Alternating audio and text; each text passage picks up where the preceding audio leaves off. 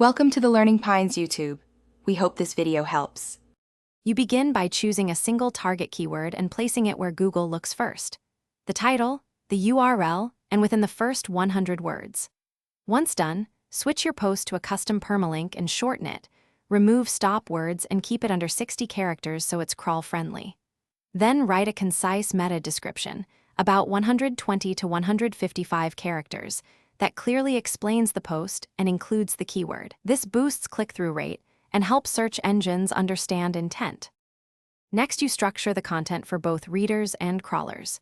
Use H1 for the main title and H2/H3 for subheads, weaving the keyword naturally into at least a couple of subheads. Make linking a habit. Add 1 to 3 internal links to related posts and 1 to 2 authoritative external links to signal topical relevance. Also optimize images by giving descriptive file names, writing useful alt text, and compressing files so most are under 200 KB to improve load speed and mobile experience. To finish, submit your blog sitemap to Google Search Console and watch the coverage report for indexing errors or blocked pages. Fixing those gets your content discovered faster. Make sure mobile usability is clean and page speed goals are met.